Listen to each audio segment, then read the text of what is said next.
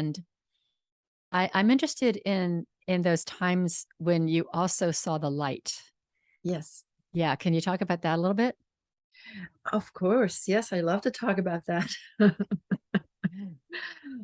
So I found at the end of the day that all the experiences I had, all the experiences I had in the network, if there was no light present, or if there was no presence, no benign, what I felt was like a benign presence, very loving. And I felt it was other than me. I didn't feel that this was coming from me. I felt that there was a benign presence that was extremely loving and, of course, benign. And I would get messages. And those messages would always be helpful. So that was the subtlest form that it would take.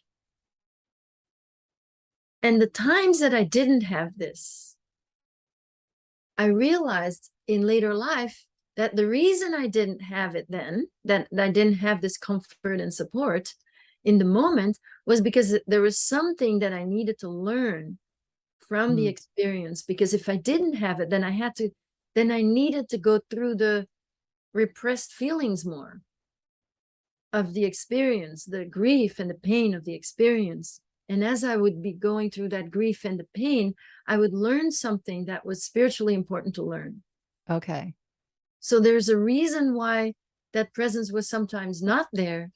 And of course, when it was there, it was that soothing balm that gave me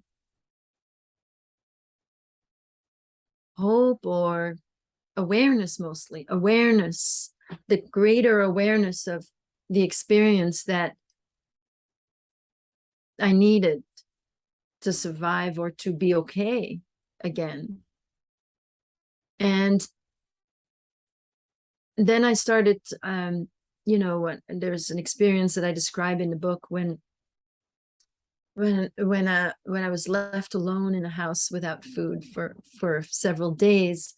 So there I kind of naturally ended up sitting in a meditation posture, and I started seeing a light.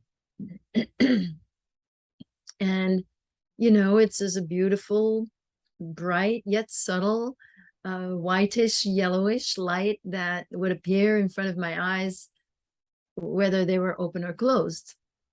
So it was better to close them. Now I see this light still. It always feels like a blessing. Sometimes there's a little message that comes with it, but not always.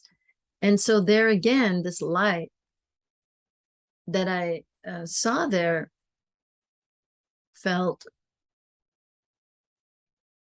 very soothing. And I felt that this light now, this consciousness, or this light itself, was teaching me what I needed for that experience, and also getting me really interested in death. Since I almost died, there was this awareness, though, that there's more to life than body and then the mind, and that there's something to prepare for with going towards death, that this is not just like this is your life and then boom, that's it, that there's more to life. I learned that from that experience. I'm sitting while I was starving and while I thought I might die, came pretty close. And of course, ultimately, I had this powerful near-death experience in the most dramatic moment, which I think is the sort of the climax of the book, is that event, and then the near-death experience that followed, which put me directly, on the other side of the ether. And then that put me directly in front of my own teacher and other beings. It wasn't just that teacher, there were other beings there. And this absolutely glorious experience. Glorious experience. I can't describe it any other way. It was more true than anything else I've ever experienced. And it gave me the bliss that is lifting the veil a little bit, and just feeling that tremendous love and the bliss. And I would say the humor Mm. the humor of God's humor, or my teacher's humor, sense of humor.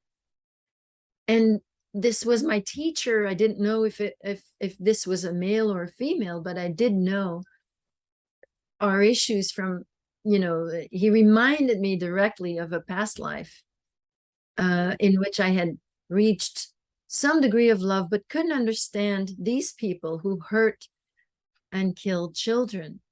And so it was very clear that I had been given this experience in order to use this life to develop my love fully, to be able to love everyone.